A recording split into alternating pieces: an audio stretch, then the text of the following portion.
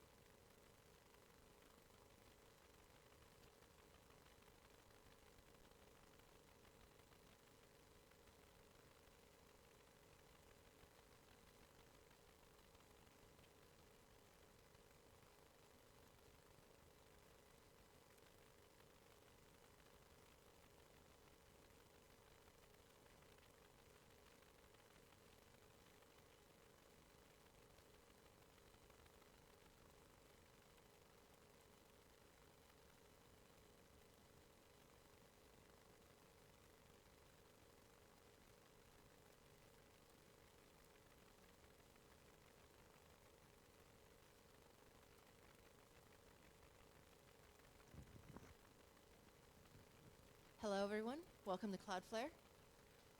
Woo! Tonight, our speaker is Kenton Varda.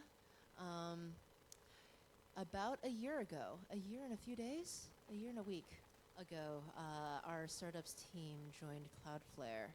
And approximately a week ago, at Cloudflare, we announced general availability of Cloudflare Workers. And to tell you more about how it works and the reasons why it's important, and generally speaking, the rise of edge compute, I give you Kenton Varda. All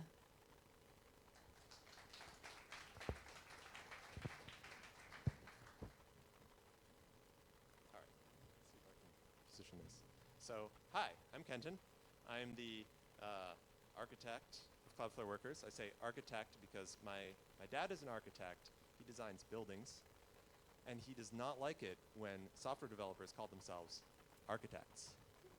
He gets a lot of recruiters actually ask him to become the senior architect for software development firms, and he's like.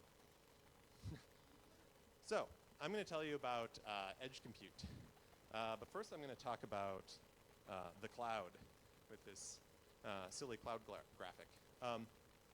So we've been hearing about the cloud for maybe 15 years now. Supposedly everything is moving to the cloud. All compute is going there. If you have your own physical servers these days, you're either a nerd or a sucker, or one of the 95% or 90% of the enterprise market that still uses their own servers. But but what is the cloud really? Well, turns out it's mostly other people's computers. And it's funny because it's actually pretty specifically usually a certain other person's computers in a certain location, which doesn't really feel like what the cloud is supposed to be. So in particular, for a lot of people, a lot of startups especially, it means Amazon servers. And Amazon servers are, can you see the map behind those? It's very light. Okay, so that is a map of the world, and Amazon's server locations on top of that. And so they have servers available for rent in all these places. Though typically for most startups, you're probably not going to actually run servers in all those locations. You're going to choose 1 to maybe 3, if you're really good at it, locations where your servers are going to run. So the cloud, all of a sudden, this thing that sounded expansive and all-encompassing is now 3 particular locations. Something seems not quite right here. And guess what? It turns out cloud computing is coming to an end. So says Peter Levine. So Peter Levine is a partner at Andreessen Horowitz, which is one of the most prestigious venture capitalist firms in Silicon Valley.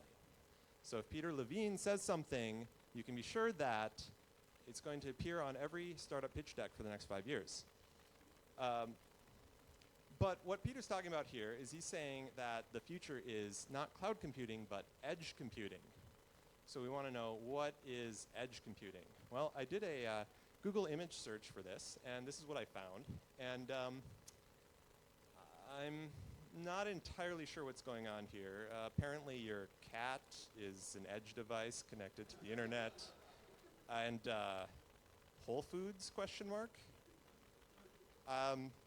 So I don't know, but still, a lot of people are talking about this. Cisco has been talking a lot about, they don't want to call it edge computing, they want to call it fog computing. I guess extend the metaphor. It's like closer to you and more all-encompassing. Personally, I don't like fog very much. It's kind of cold and wet, but that's what they're going with. And they've created the Open Fog Consortium, which involves a lot of other huge tech companies you've heard of, people like Microsoft and such.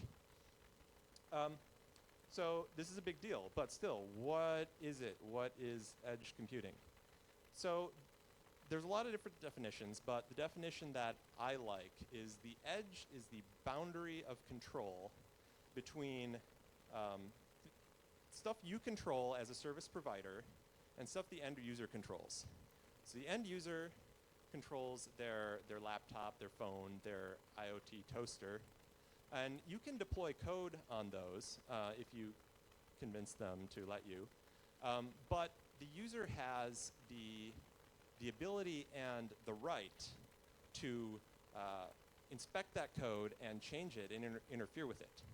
That means that there's certain things you cannot do on the user's devices. For instance, you cannot decide whether or not the user is authorized to use a service in code that's running on the user's devices.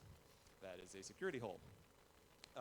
Another thing that's pretty tough to do is to coordinate between lots of users, especially users in the same area. The problem being that users' devices are pretty unreliable. So if a user closes their laptop, then it goes to sleep and you can't communicate with it anymore. If their phone runs out of battery or they have a power outage and so on. And so, a lot of people are pretty excited about peer-to-peer mesh networks that don't require any servers. And the trouble they usually run into is that that's actually a really hard problem to solve.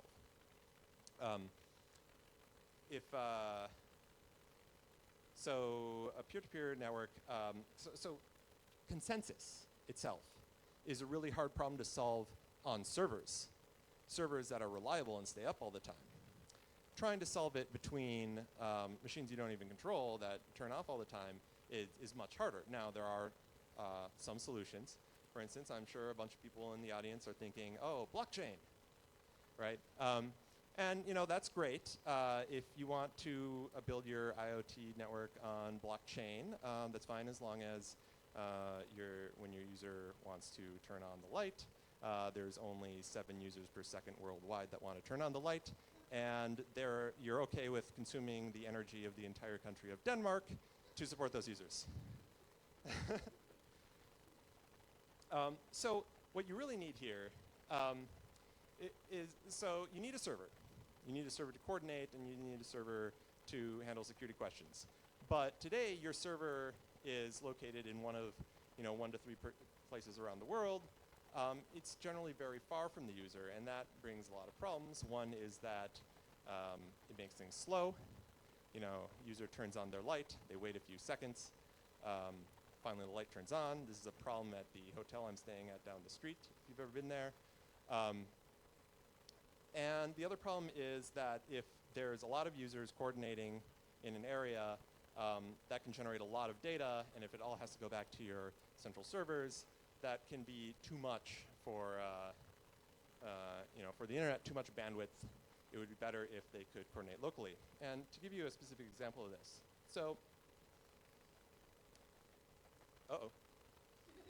okay. In the future, I suppose your dog is going to be walked by a drone.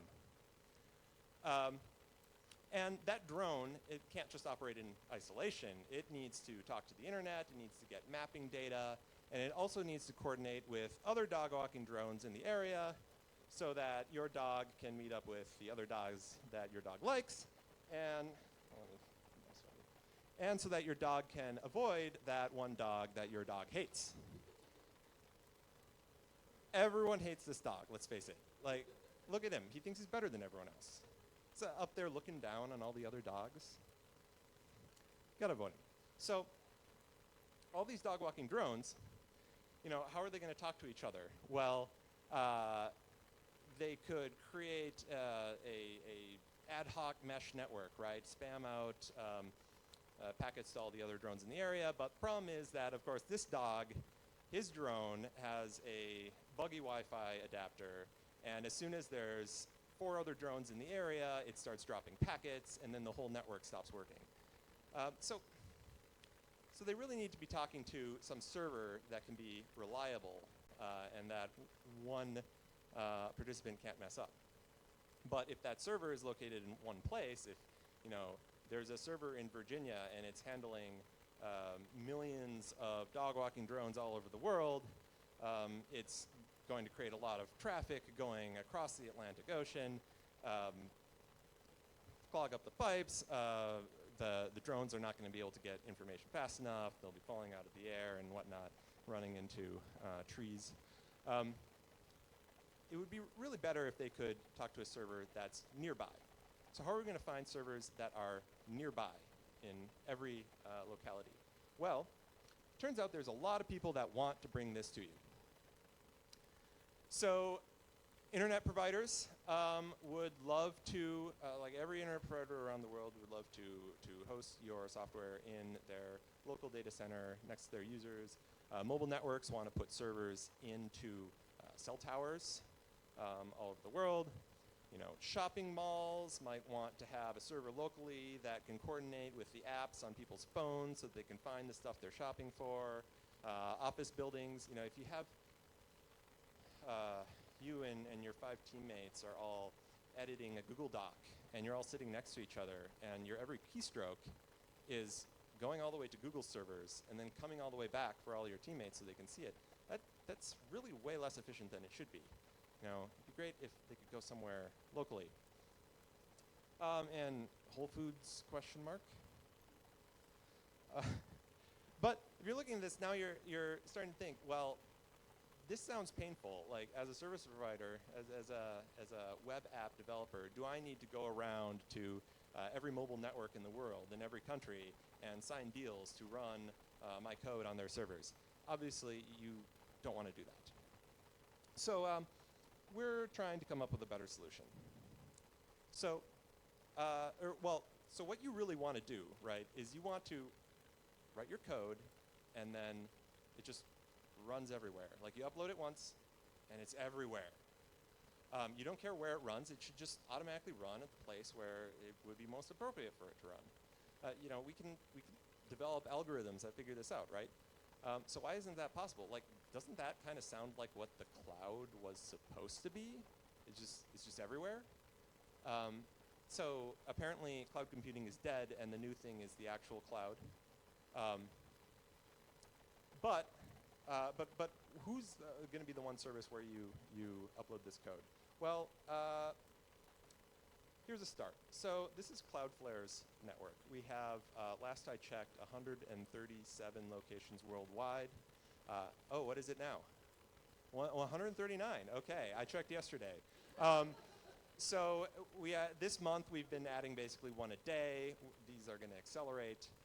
We are going out and doing all that work that I just mentioned. We're talking to the ISPs and getting servers located there. We're talking to potentially mobile networks and getting servers located in cell towers, all that kind of stuff, so that you don't have to. But there's a problem. So when we really want to run your code everywhere, right? We want to run, you upload some code, we want to run it at every single one of these locations. That's a little bit of a different model from what everyone else has been doing. And that brings me to this slide. This brilliant slide is the height of my graphical design abilities. But what it's supposed to represent is over here we have the old way where you have one mega data center and it's running code for lots of different applications. But now we have actually hundreds of smaller locations that also have to run code for just as many applications, or perhaps more, because every single one of them is running code for everybody. Like, you want to run your dog walking drone service on every mobile tower, well, so does everyone else want to run their service on every mobile tower. So this calls for different technology than what we've been using in the past. So this is sort of the spectrum of technologies for taking someone's code and running it in a secure sandbox so it can't interfere, or achieving multi-tenancy, basically. Run code for multiple people that you don't necessarily trust them, but you want to keep them separated from each other, but you want to let them run whatever they want. Now, obviously, we can't give people physical machines in every single location. We don't have that many machines. We also can't give people virtual machines in every single location, because a typical virtual machine is going to take, you know, a couple of gigabytes of RAM to do anything useful. Now, in the last few years, containers have been all the rage, and they're a lot lighter than virtual machines. So do they work? Well, not really, because a container image is typically going to contain basically your whole base operating system. It's a couple hundred megabytes. It has your C library. all of your other dependencies in it. And when your program runs, those all have to be loaded into RAM, so it's going to take a bunch of RAM too. So then you might think, well, what if we could convince everyone to go backwards a little bit and say, okay, we'll all agree on one base image that we can share, one C library that everyone can share, but everyone runs their own process. Can we run tens or hundreds of thousands of processes on a single machine? Not really. And like maybe in some cases, but the problems you're going to run into are still a lot of programming environments take way too much memory, specifically Java. And you're going to have a lot of context switching between, so all these processes are separate hardware address spaces, and the CPU has to switch between them rapidly as requests come in that are handled by different processes. And so it has to flush a bunch of caches, the TLB cache, the L1 cache, and so on. And that actually makes it really slow. So giving everyone a process kind of doesn't work either. It's not scalable. So what do we have below that? Well, there's a couple of things. There's language runtimes, which is something like, .NET has the Common Language Runtime. Java has the JVM.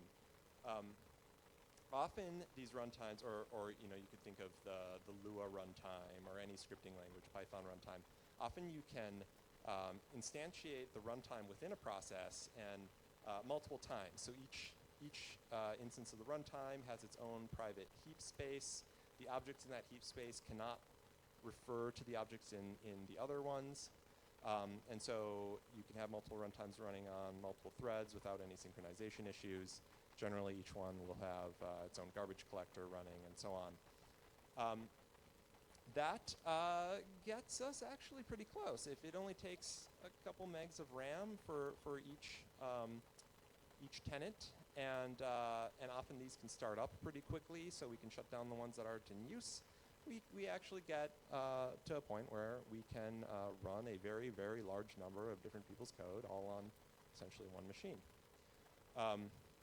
And then getting even lower level or finer grained, you can, in some languages, if it's a memory safe language, you can rely on the object graph, which means if one object has no pointers or no path of pointers that it can follow to get to another object, then it can't access that object. And you can use that to separate, effectively securely separate two different people's code within the same runtime.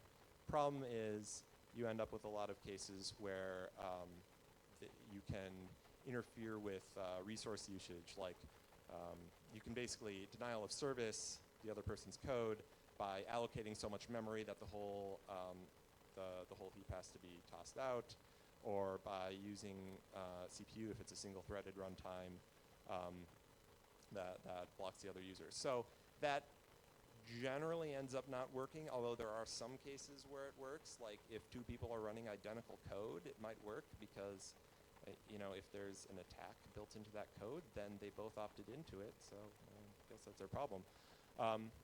So sometimes, but generally we like language runtimes as the place to go.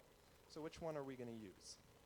I mentioned .NET and Java before, but if you really look into this and you're thinking about serious multi-tenancy, it turns out the obvious answer is V8, which is the JavaScript runtime built for Google Chrome. V8, it turns out, is extremely well optimized for loading code and running it quickly, because generally that's what you're doing in a browser. You download some code and you immediately need it to run because you're sitting there waiting. So whereas a Java server might take 30 seconds to start up because traditionally no one's cared about that, that's not going to work in our case because we need to be able to start up different people's code and shut them down when they're not in use and then start them up again on demand very quickly. V8, as we found, can load some code cold, parse it, and have it running and handling requests within a couple of milliseconds, like under 5 milliseconds, which is amazing because at that point, like the user doesn't even notice the difference between hitting the hitting the code already running and hitting it not already running. The other great thing about V8 is that it has had a lot of security work. So if you compare with runtimes like, say, Python or Lua or Java, like most of them aren't used in environments that are not used in environments that are hostile in a security sense. But JavaScript is used in browsers where people are trying to attack each other all the time. So in Chrome famously uses separate processes for each tab. But within a tab, when you have multiple frames within a tab, they're actually, unless you've turned on strict process isolation, which you should, but it's off by default, generally, they are running in the same V8 isolate, which is the V8's word for a runtime. And they're basically protected from accessing each other through the object graph method. They don't have pointers to each other. Or if they do, those pointers are blocked in a certain way if it's detected to be a cross-context access. So V8 has existed for almost 10 years now as part of Google Chrome. And Google is super interested in it being incredibly fast and incredibly secure. And it happens that that's exactly what we want. And some of the other JavaScript engines for other browsers might also be okay options, but V8 is the most used. Chrome is the most used browser in the world right now. V8 has already been used in other contexts, like Node.js uses it. By the way, the reason why Node.js is not an answer to our problem is because Node.js itself does not do sandboxing within itself. So once you're using Node.js, now you have to do process level sandboxing. So we don't use Node.js, but we use V8 for JavaScript. And by the way, JavaScript is not many people's favorite language, but it's worth noting that V8 is more than just a JavaScript runtime. In addition to all the languages that can compile to JavaScript, V8 comes with WebAssembly, which can support stuff written in C or Rust or Go. So it is really more of a multi-language platform. Anyway, so we've chosen a runtime and we've chosen a main language, which is JavaScript. But now we need to figure out how people should interact, how they should receive HTTP requests and send outgoing requests. We need an API. So what do we use for that? Well, other people facing this problem have either come up with their own API or used APIs from Node.js, probably because they're building on Node.js. But neither of those are standards. Node.js is basically a standard defined by an implementation. It's not a real standard. People haven't really spent a lot of time ironing out those APIs. It turns out there is a standard, a W3C standard called service workers. Service workers are a kind of, it's a feature that exists in browsers today where you can take a script and designate it to run in the background and receive any HTTP requests that are destined from that browser to your website. And it receives them, it intercepts them, it can modify them, it can reply directly to them, it can reroute them somewhere else, it can manipulate the cache, all these other things before sending them on. That sounds like pretty much exactly what you'd also want to do to implement write code on a proxy like Cloudflare. So I'm very proud of this, that we are using a standard API. That means that code written on this can run in other places too, in browsers today. I'm hoping that other companies adopt this as the standard way to write lightweight HTTP servers in the future. So I'm going to give you a demo of what it all actually looks like. So this is a website of mine. I am the creator of Captain Proto, if you've heard of it. But I'm just going to make a little modification to the content here. So this is the Cloudflare configuration dashboard for kentonvarda.org. And this is the Workers tab, this button up here. I'll launch an editor. So this script here is the basic, like, no-op Cloudflare Workers script. It receives an event and calls this function called handle, which is mostly there so that we can get some auto-completion out of the editor. But it's just by calling fetch, sending the request on to the origin server, receiving the response, and returning that. Now, what I want to do,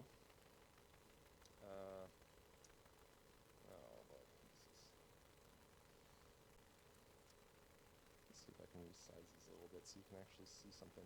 This is the preview over here. It's a live preview that shows me what I'm editing. Now, I want to add some text to the footer as just an example of a thing that you could do in a worker. It might not be the most interesting thing you can do, but it's a thing that's easy to demo. So I get this response, and I'm basically going to do a text search and replace. The first thing I need to do is make sure that I'm actually getting a text response. I don't want to search and replace on an image, so I'm going to go response dot headers dot get content type, and assign that to get type equals. And just in case there isn't content type header, I'll set null string. Okay, now if type dot starts with text HTML, or rather if it does not start with text HTML, I'm going to return the response here. Now you'll notice that my editor is auto-completing a bunch of stuff here. What we've basically done is take the editor from Visual Studio Code, which you can take as a separate web application, and just stick it in there, which is pretty cool. Oh, and down here, by the way, this is the JavaScript dev tools from Google Chrome, which it turns out you can also extract and embed into your own application. So down here, you know, I'm actually running JavaScript on Cloudflare servers by just typing it right in here. And if I did like console.log over here, it would show up down there.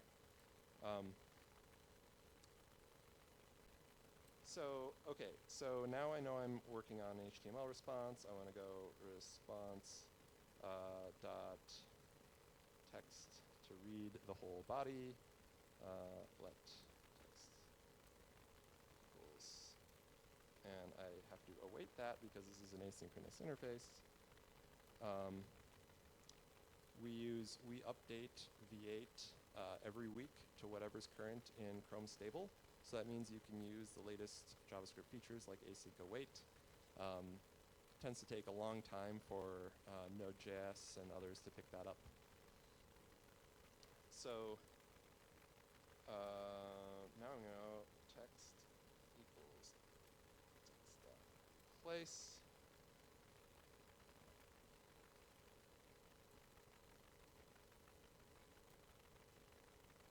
The question was, have we made any restrictions at all?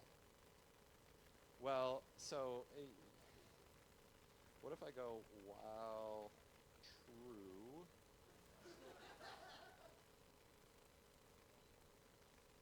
Execution timed out. So there's a timer. You get, well, it depends on your plan level how much time you get, but somewhere between 5 and 50 milliseconds. And generally, the vast majority of code that we've seen is not CPU intensive and takes less than a millisecond to run. So generally, you're only hitting that limit if you have a bug and you went into an infinite loop. But yes, that protects other users on the machine from losing CPU time because of your bugs. So there's a CPU limit. There's also a memory limit. You get 128 megabytes of space within each worker instance. And that generally is only ever going to come up if you are storing data in global variables, which you can do because a single worker instance will handle multiple requests over time. And so if you want to do some like light in-memory caching, like one thing you can, that's pretty useful to use this for is if you want to fetch an API token and then save it in memory to use multiple times, you can put it in a global variable. But if you're putting huge data structures there and using lots of space, then eventually your worker will be shut down and restarted to clear up the memory. All of which happens quite fast, so you might not even notice. Okay, so I'm going to replace maintained by, which I know starts with a p tag, with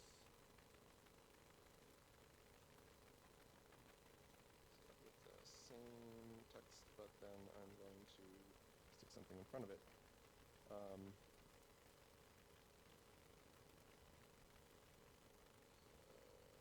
So let's put something dynamic in here. I'm gonna, let's say, we're gonna say hello, and we're gonna take the user's IP address. How would we find that? Go request dot headers dot get. So the regular headers that Cloudflare sends to your origin server are also accessible here. So cf connecting IP. That. And so I'm going to go hello IP. And I'm also going to throw the time in here just to make sure that it's different on every request.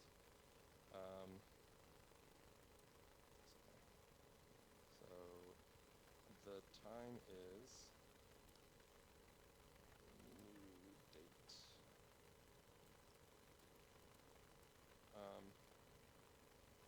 now if I go update preview, whoops, I did something wrong. I did a couple of things wrong. So first of all, I did not actually use this text in response. New response text response.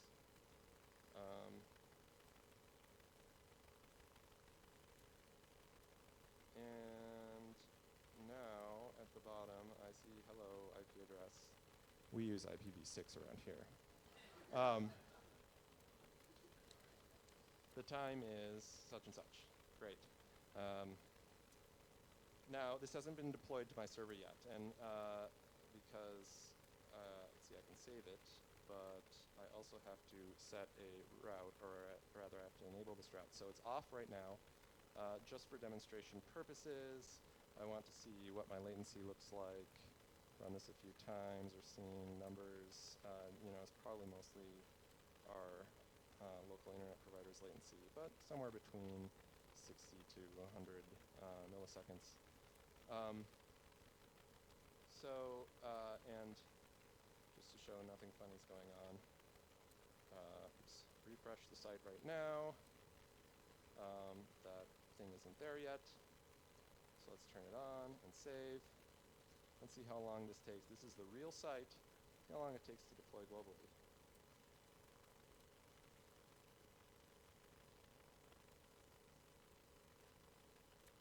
I don't think so. It takes up to 30 seconds.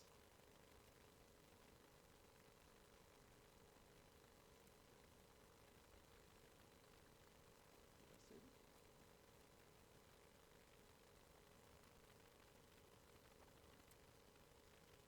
There it is. So that code is now running all over the world. And you can go to the site on your own phone, and you'll see this. And so another thing I want to show you is, so obviously the time, if we just grep out the time is, you see, okay, 18, 17, 15, 18, 17, 19. It's changing, so the content of this page is changing every time. But also notice up above, CF cache status hit. We are hitting cache despite having dynamic content. And that is possible because workers run before cache. So this is a look at what the Cloudflare pipeline looks like today, sort of. Well, so Cloudflare has a lot of features other than workers, obviously. Some of the most important ones being security checks. We identify and block malicious traffic, and our cache, which allows you to serve entire websites directly from the edge. And so the security checks happen before workers because we want your worker to be protected from the malicious traffic. You don't want to have a DDoS mean that your worker gets overloaded. And then but the worker runs before cache because this allows you to modify cache content, to do what I did to personalize the content for a particular caller. And you might think, well, what if I want to cache the output of my worker so that it's faster? Well, the fact is that most workers run in less than a millisecond. So the most you're going to save from caching the output is less than a millisecond. So that's actually not that helpful. So it's best if it runs before. So your worker receives HTTP requests. It can send them on to your origin, in which case they'll go through cache first and then to origin. This is where I did the fetch call. Of course, so one of the greatest things you can do in workers is optimize your requests so that they hit cache more often, so that you're serving directly from the edge. But you can also just reply directly to a request. This differs from a lot of other proxy scripting frameworks. A lot of them, you get a request in, you can modify it, but then it's still going to go onto the origin. You get a response back, you can modify it, but they're all still tied together in this one pipeline. With a worker, you can reply directly, or you can even make multiple requests. Multiple requests in parallel or in serial, whatever you want. It's code, you can do anything. The requests can go to any server on the internet, not just your own, so you can be making requests out to external APIs. None of the competing products currently do all of that. So, what are some things that you can build with this? Now I get to use the fancy graphics made by our marketing team instead of my own terrible. So, personalizing responses. So I showed you in the demo. Another example of that is, say you are a news service, you have a bunch of content, you have subscribers, you want the subscribers to actually sign up and log in before they can see the content. But you want to serve the content out of cache, not always from your origin. So if you write a worker that does the authentication, then it can actually protect the cached content. We have other products to do that too, but with a worker, you can do it in any way you want, integrate with any systems you want. And you can do things like, say you want the user's logged in, you want to write at the top in the top bar, hello, you are logged in as whoever. You can make that modification on the content after it's come out of cache. So everyone's sharing the same cached copy, but still seeing personalized versions. A/B testing. So A/B testing on cached content.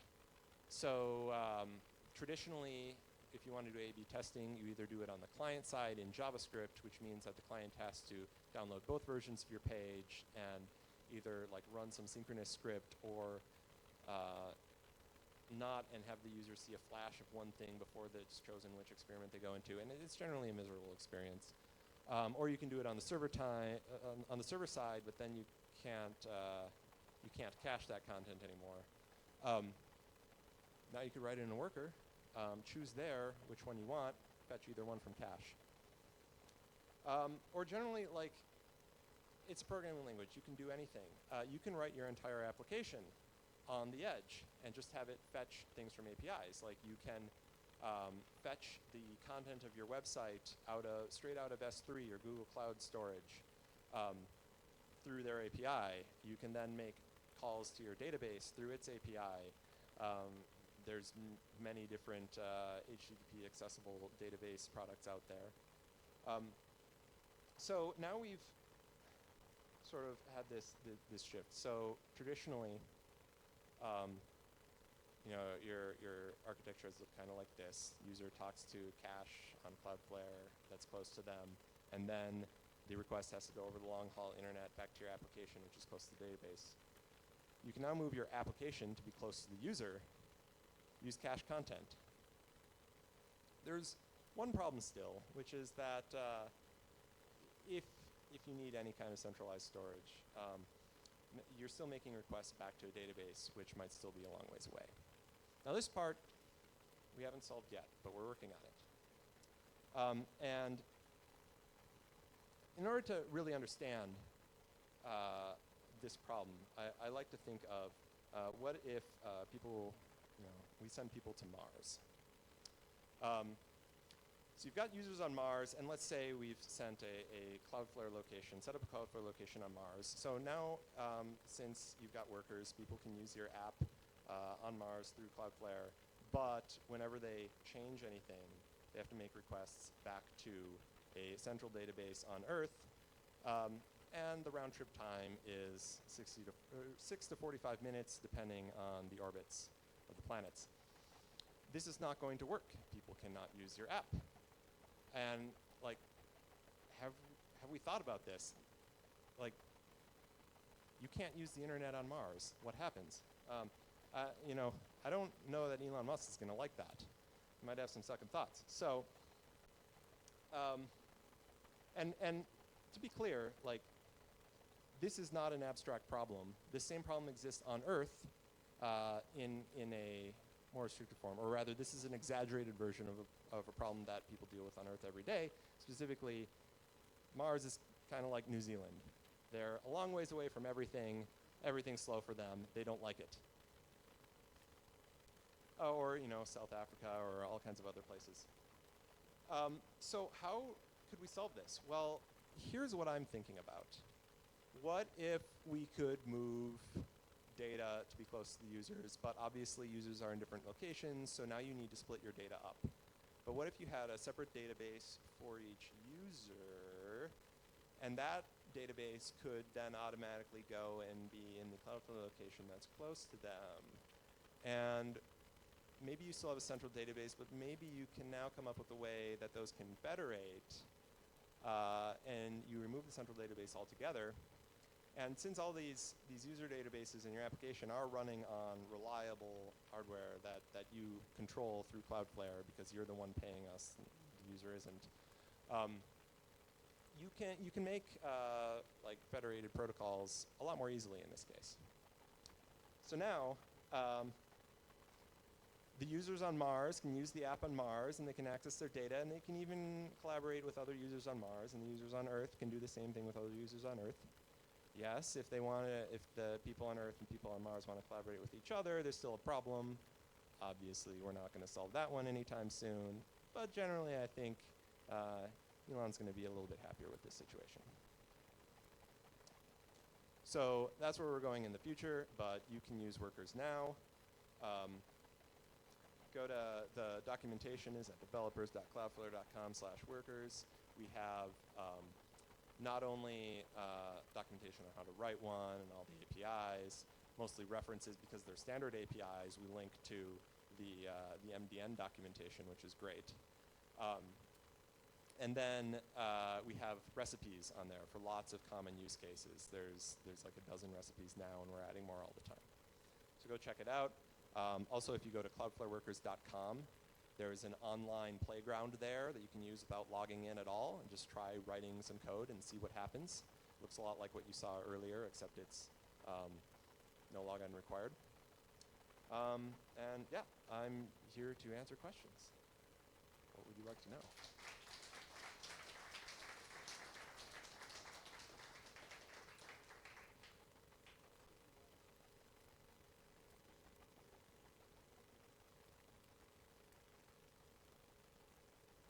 So the question is, what is the life cycle of a worker? Like, when does it start up, shut down, that kind of stuff? All right, if you have a global variable, the name global variable is kind of the wrong word at this point, since it's actually only global to one worker instance. But so generally, the first time a worker starts up, it will be because we received a request that needs that worker. The worker will start up in typically under 5 milliseconds. We'll be able to handle that request right away. That's the great thing about using such fine-grained technology for encapsulating those. Once the worker is up, it's going to stick around basically until we've decided that we need to reclaim resources and the worker's not getting any traffic. So high traffic workers are going to stay up probably all the time. Low traffic workers eventually will kick them out. It's a lot like caching. And yes, the global variables that you set are specific to one worker instance. They disappear. The other thing is we upgrade the runtime weekly, and that does involve killing all the running workers, but we do a sort of fancy thing where the new version of the runtime starts up while the old version is still running. We wait for any in-flight requests to finish. We hand the connections over to the new process by sending the file descriptors over a Unix domain socket. So the clients don't even know that an upgrade happened. And that happens about once a week.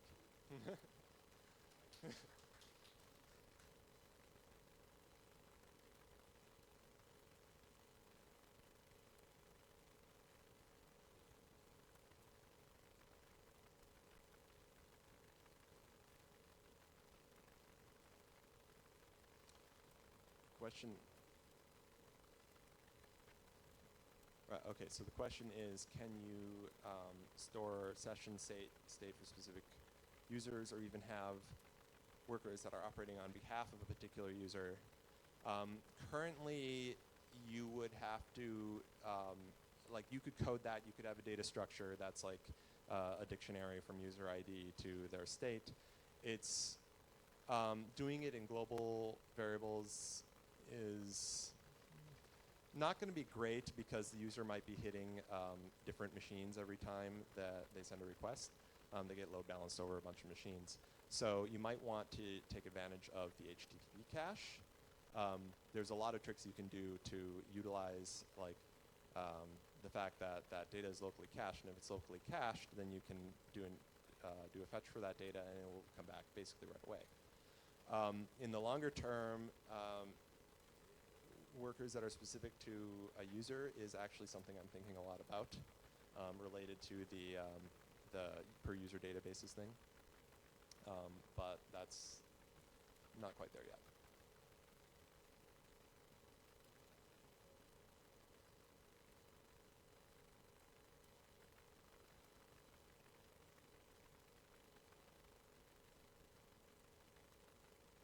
Do you have a really good answer for this?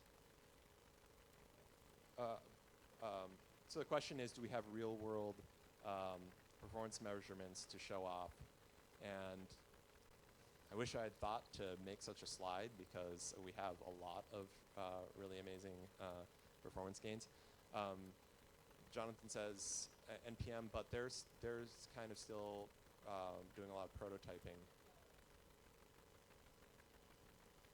Well, but he wants real metrics. So.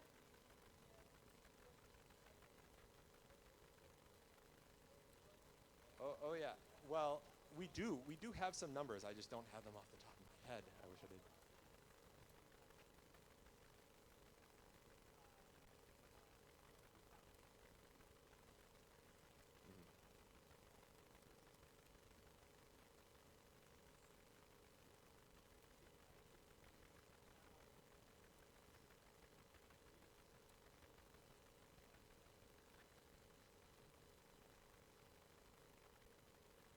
I think, actually, well, it depends on what you're doing, but here's a good example. So reporturi.com, they're blogging about us all the time, so I assume I can talk about them. They switched the CORS pre-flight requests. When you make a cross-origin request, first the browser makes an options request to check if you're allowed to make this cross-origin request. And that just adds a round trip, right? So that makes a lot of things slower. They were previously handling it at their origin server. It took about, they said something about 600 milliseconds latency, switched it over to Cloudflare. Now it takes 10 milliseconds. So yeah, if you go from serving from an origin server to serving directly from the edge, we're within 10 milliseconds of network latency from 90% of the world's population. So yeah.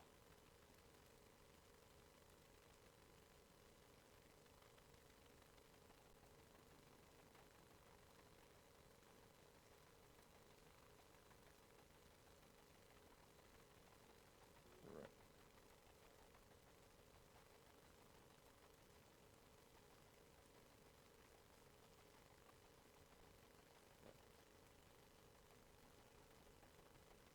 Yeah.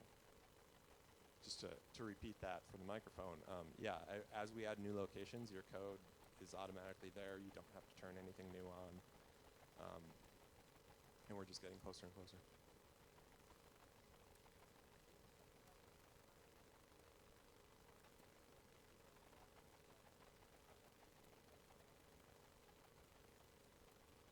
Question is, did we apply any patches to V8? And that's a pretty interesting question. So in the case of, you mentioned the terminating execution during while true, that's actually something that V8 has already. And this is one of the great things about using V8 because even though Google Chrome does not, as far as I know, ever terminate execution of a JavaScript context, other users have needed that, and so they built it in.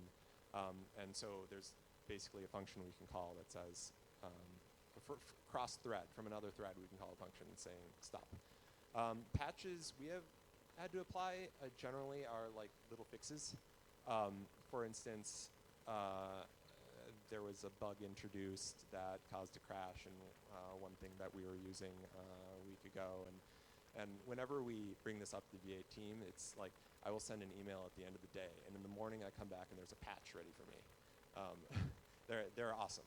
So then we go and apply those patches. We don't wait until until that version has become stable. We just cherry pick that patch. There's another case where date.now, which gets the current time in JavaScript, we made an early decision many months ago that we did not want to provide exact time. We wanted to provide the time of last I/O, and the reason to do that is to prevent leaking of data or timing-based side channel attacks. And guess what? A few months later, a big timing-based side channel attack appeared called Spectre, and we were not affected because we had made this decision not to provide timers. We initially patched V8 for that, but then it was funny. At the same time as we created a patch, someone else made the same change to upstream V8. So literally, like, I had merged this patch to our local copy, and then I merged the latest V8 changes, and there was another patch that was doing the same thing. And I said, oh, we just wasted an hour writing this. Another note on Spectre, we deployed V8 Spectre fixes before Chrome stable did. So for another layer, like we weren't, because of the lack of timers, it would have been very difficult to exploit in the first place, but we keep on top of those things. So.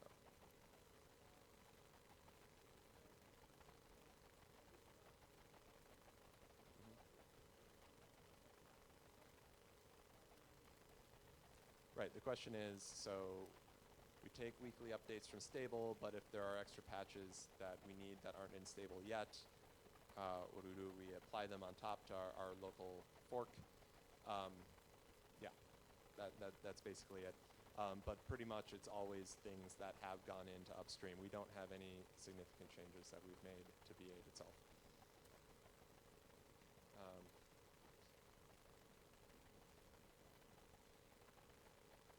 Can you check the Cloudflare cache from the worker? Well, you can make a fetch. You can call fetch, which does an HTTP request that goes through the cache. Even if it's a request to a third-party site that's not even on Cloudflare, we will still cache the results according to the caching headers. But I suspect you're asking more about like finer grain cache control. Like, can I check if this one particular thing is already cached? And if not, I want to do something completely different. I don't want to go back to origin. So that's not there yet, but there is another standard API called the Cache API, which implements exactly those kinds of things. And we are looking into implementing that over the next few months. Give you that kind of control.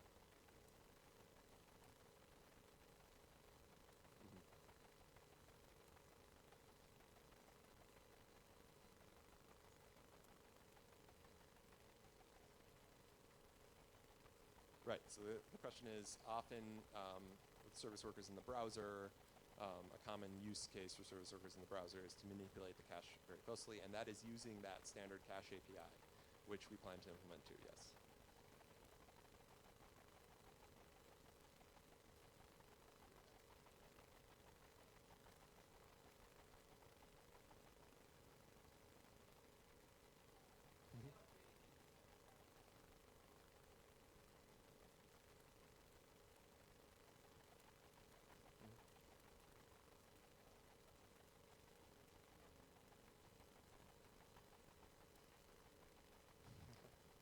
The question is, how do you convince big enterprises that basically the cloud is secure enough to use? And I am an engineer. I'm not a salesperson, so I'm not the right person to answer that. In fact, I failed pretty hard at that at my last company. So, but we have a team here who seems pretty good at it. Is there anyone who wants to make a comment? You want to?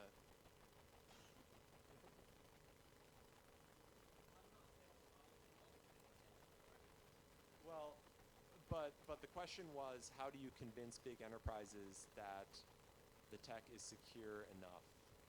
And I mean, I think that is, well, unless you have a specific question about the security that you want to ask me, a technical question, but otherwise that seems like a sales question to me. I don't know. What would you like?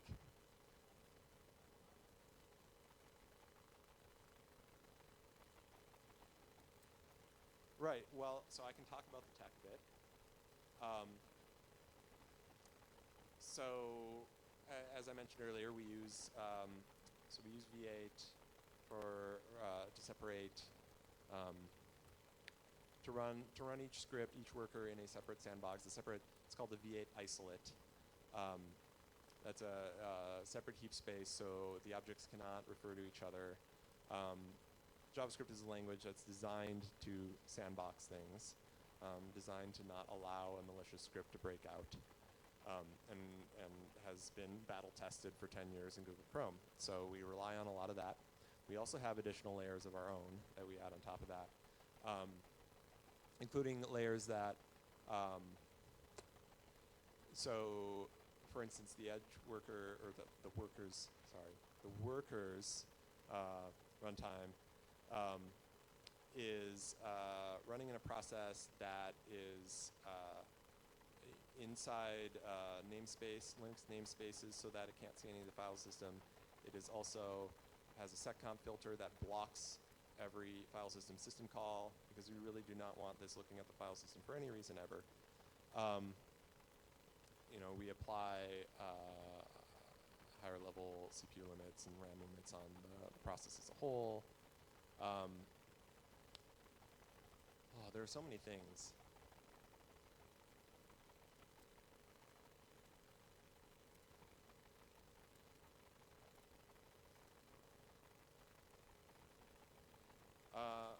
Well, so Jonathan's saying, talk about what we do when you upload a script, check it. But actually, we don't do a lot when you upload it, because we parse it to make sure it parses, and that like the global scope runs and doesn't throw an exception. Because otherwise, if we deploy it, then your site's going to break. But otherwise, like, our system is designed to prevent scripts from being able to do anything wrong so that we don't have to review everyone's code. Because review processes, you don't want to wait for someone to review your code to deploy. You want to deploy and have it be out there in 30 seconds, like I showed.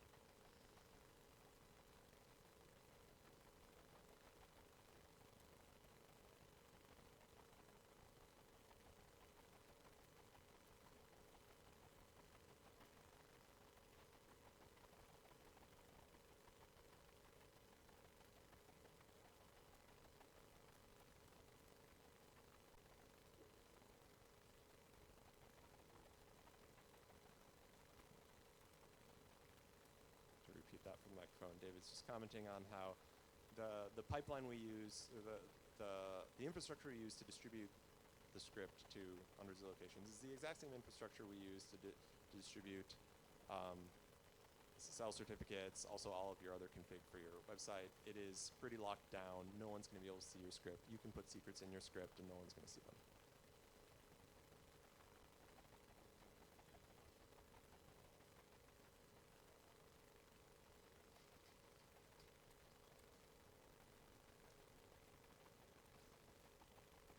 So the question is for more detail on that date.now patch that I mentioned. It's the last time, it gives you the last time that your worker received an event.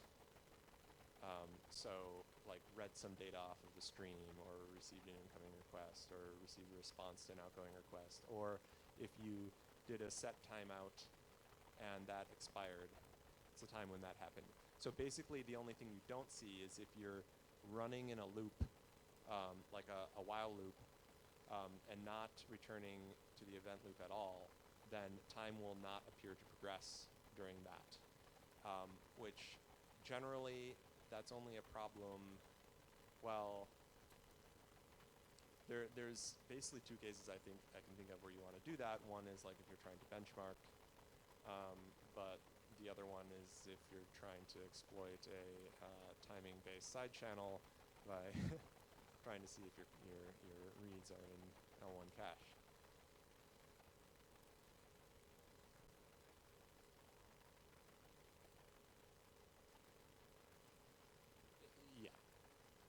Yeah, and since most scripts run in under a millisecond, and that's actually the resolution of date.now anyway, so it pretty much is not going to ever affect you.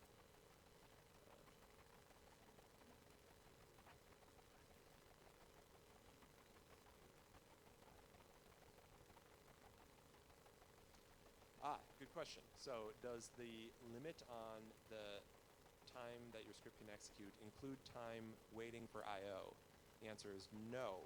The 5 to 50 millisecond limit that I mentioned earlier is only CPU time, so actually running JavaScript code. There is a separate limit on wall time, and it's a little bit more nuanced than this. So after 15 seconds, after your script has been processing a request for 15 seconds, it can no longer make new outgoing requests or wait for new timers. It can continue receiving a response. So if you have like a large download that you're processing, that'll be fine. But this wall time is to make sure that you can't just like continuously do a request and wait for it, and do another request and wait for it forever in an infinite loop.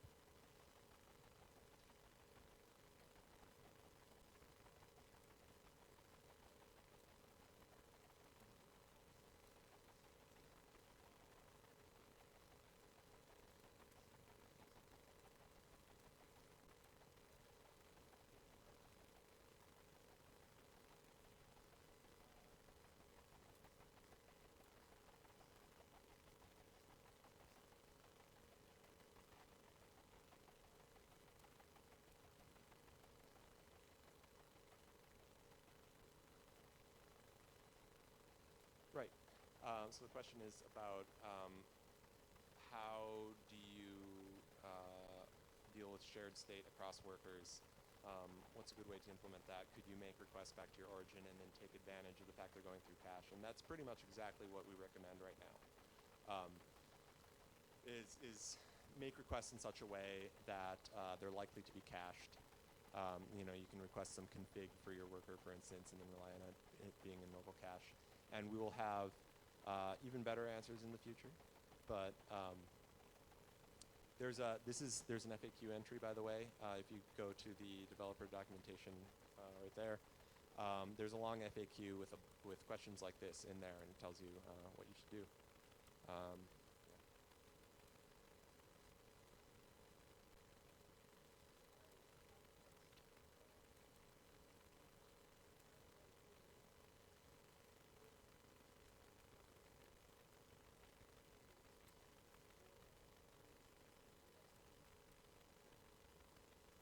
The question is, if you're making a request to a site that's not on Cloudflare and perhaps performs really poorly, will the responses be cached? And the answer is yes, assuming that cache headers are correct, or there's features that you can use to manipulate to say on the request how much you want it to be, how long you want it to be cached for. But yes, it goes into the cache space for your site, so you can also purge it if you need to. And yeah, different people requesting the same third-party site will actually get different copies of the cache, so that you can't interfere with each other. But yeah, basically it is cached. Yeah, so we see a lot of people that you know, use this to host their website where all the content is in an S3 bucket, and just fetch it from S3, and it'll be cached locally. Yeah.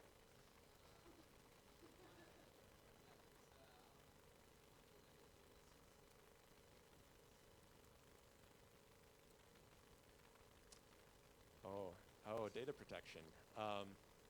Yeah. How does locations on Mars work with data protection? Actually, whereas most people in Silicon Valley want to shove their heads in the sand and pretend that this isn't an issue, and oh, Europe will just change someday and get rid of all their laws. I am a fan of data protection. My previous company was building self-hosting solutions for self-hosting stuff, and we were actually more popular in Europe than the United States. This, I think, could be a solution to that, in that if Cloudflare has locations in every country, and you have a constraint like my data needs to stay within the UK or needs to stay within Germany, and you're using this system where you're splitting up all the users' data into separate databases that are hosted on Cloudflare, we can potentially solve that for you. You just like tag it as, okay, this particular database has to stay in these boundaries, and we'll deal with it. So I'm actually excited about solving those kinds of problems. And presumably the people who are on Mars are not restricted to keeping their data in a particular country on Earth, hopefully.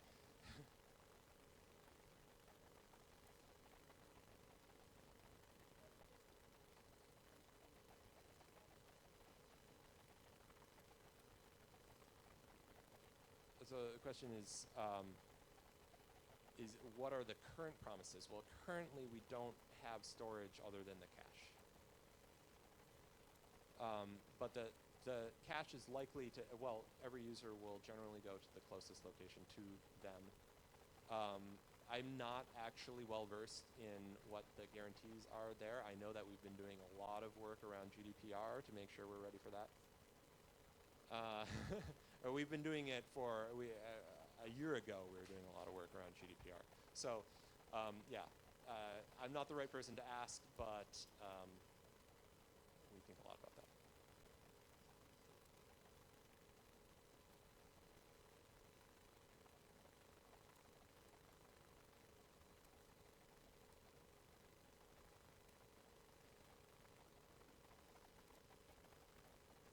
The question is, can you tell where your worker is running by looking at, say, the request headers? At the moment, no, but it's a bug. We're going to fix that. Yeah, but in a worker that's missing from the array ID for some reason. So generally, you get your origin will receive a header called cfRayID that has an ID, and attached to the end is an identifier for which Cloudflare location is processed in. currently in a worker. It will see that header, but the identifier at the end is missing. This is a bug. We're going to fix it, and we're probably also going to provide better ways of looking at this. You do get things like the CF IP country header, so if what you really want to know is where your user is, that's there.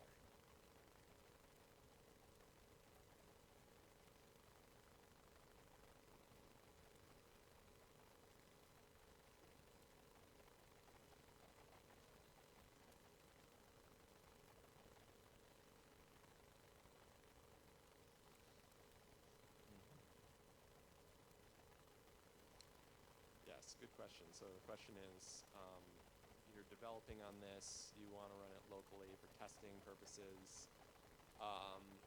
Right now, my answer is not great. The answer is, like, since Service Workers is a standard API that exists in the browser, you could actually write it as a service worker for the browser first to do some testing. You can also use the workers playground and the online preview that you saw. Testing's there. It's not always perfectly realistic for a few reasons, but we're working on that. Generally, we do recommend that you have like a staging site that you deploy things to first before deploying production. But this is developer tools. We know is a thing that the more work we do there, the better. So we're hoping to have a better answer pretty soon.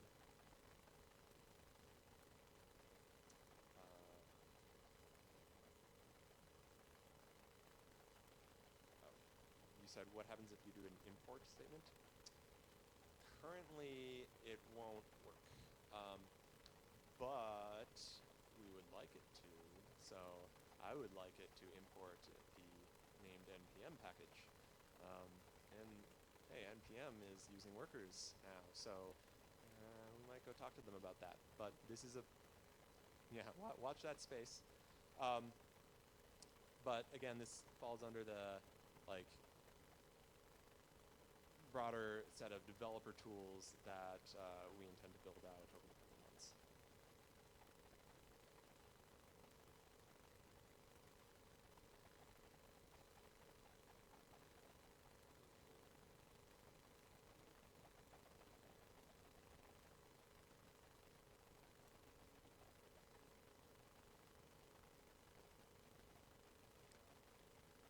Okay, so first question, actually, I'm going to really quick say one more thing about his question, which is that if you want to do something where you're importing NPM packages, you can do that today by running tools that are designed to use NPM in the browser, like Webpack or Browserify, that will pack everything into one script that you then upload. And by the way, at that point, I would recommend not copy-pasting the whole script into the online editor. There is an API.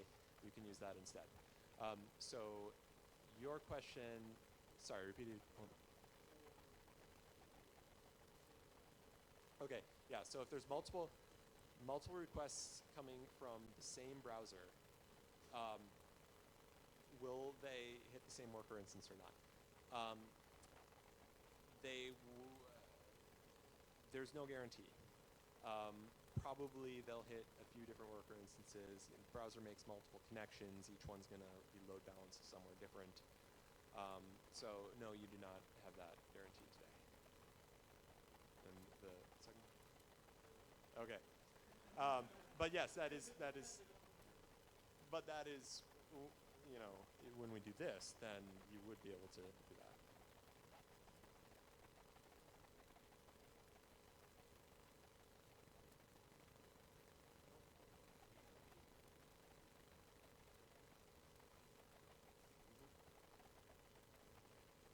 Not that often, but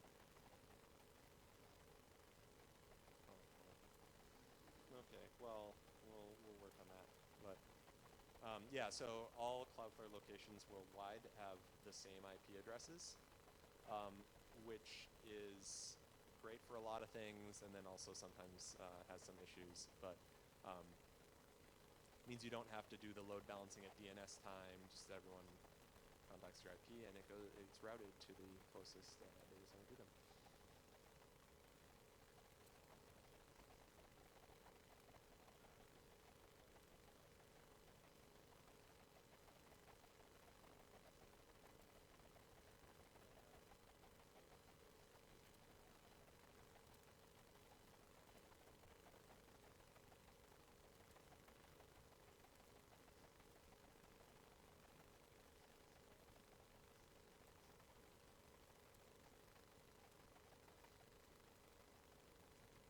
question is, a lot of our locations today are hanging off of internet exchanges. Is there an effort to get even closer to users, the way that, say, Netflix does, get directly into, ISPs or cell towers and so on? And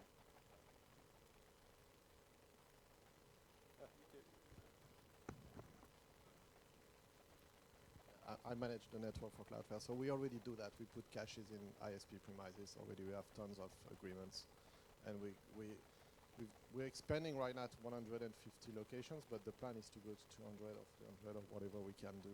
So exactly the same business model as Netflix and Google Cache and others, Facebook Cache or whatever.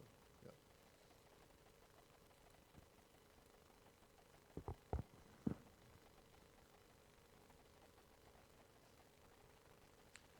oh, I forgot to have a pricing slide. I'm an engineer. I don't think about.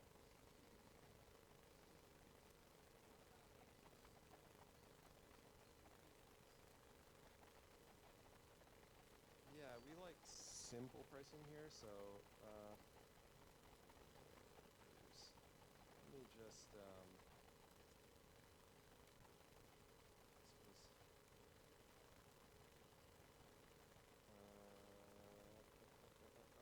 oh wait, this one is still. Sorry, I'm just gonna go to my blog post, which. Well, it's not actually this one. There's one more left to click. This one. Okay. 50 cents per million requests with a $5 monthly minimum. That's it. There's no CPU time component, so you don't have to figure out like how long your script runs. You probably know how many requests you get, so easy to calculate. Well, it's $5 monthly minimum, so you have to pay at least $5 a month, but that covers the first 10 million requests. And that applies to, you can be on the free Cloudflare plan and add workers for $5 a month, and that's all you're paying.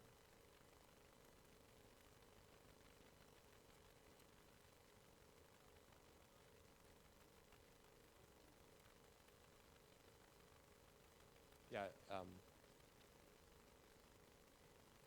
Yeah, the question is, can you monitor the performance? And yeah, we have analytics. Some of this is going in over the next couple of weeks, but you get nice graphs.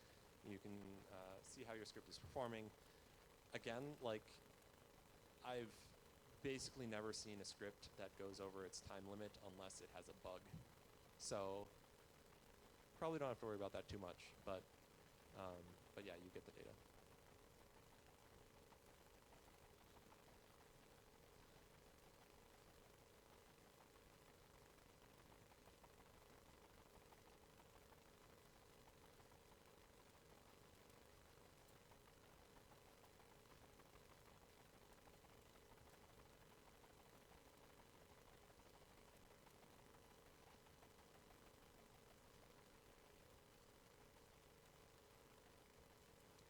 Question is about detecting if, are you saying if like your origin has been compromised and now some malicious JavaScript is being injected?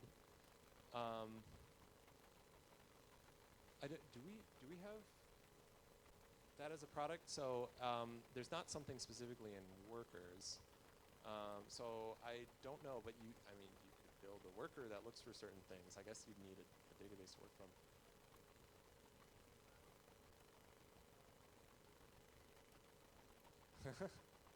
So David, who works here, suggesting that we should build that using the Safe Browsing API.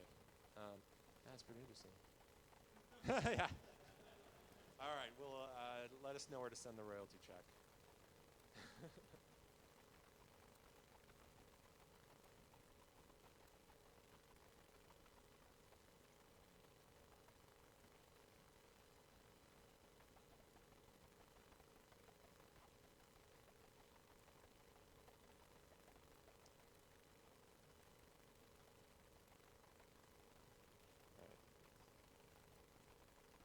So he's making the point that often the malicious JavaScript comes from other origins. I do have an interesting thing to point out here, which is that one of the things some people want to use workers for is to inline all of the assets that would normally come from other origins and serve them off their own origin, which has a number of benefits. One, now it's cached in Cloudflare instead of wherever that third party caches. Two, it can be served off of the same HTTP connection, especially if it's an HTTP 2 connection, which we support everywhere. And so it's a lot more efficient. And then I guess it's on your origin.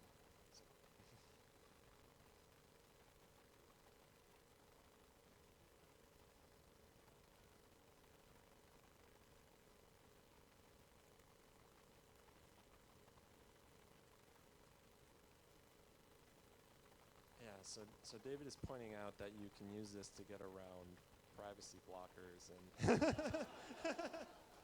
ad blockers, which is true.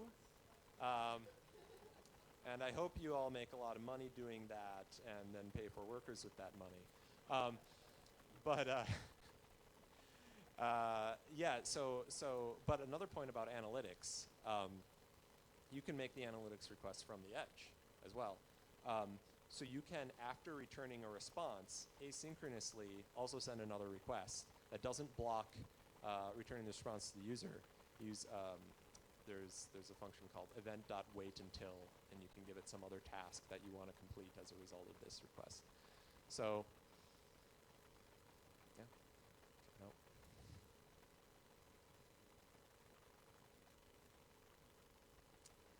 What if your competition wants to DDoS you? Well, Cloudflare is very good at defending against DDoS attacks. In fact, it may be what we're best known for.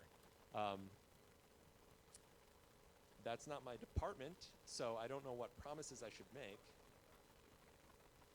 So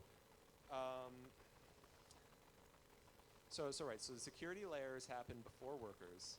So assuming we detect the DDoS and block it, then you're not going to be charged for workers on those requests.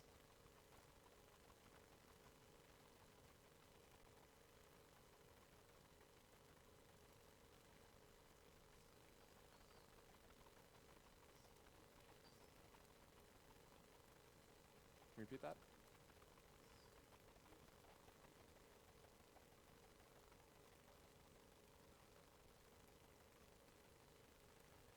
I don't like to talk about competitors too much. The question is, how does this compare to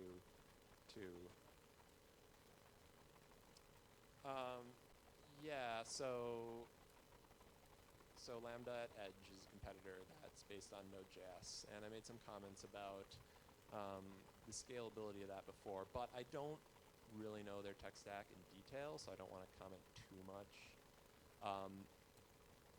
Generally, we've seen a lot of people that coming over from Lambda at Edge that are pretty happy. Apparently, the deploy times take a while, so I was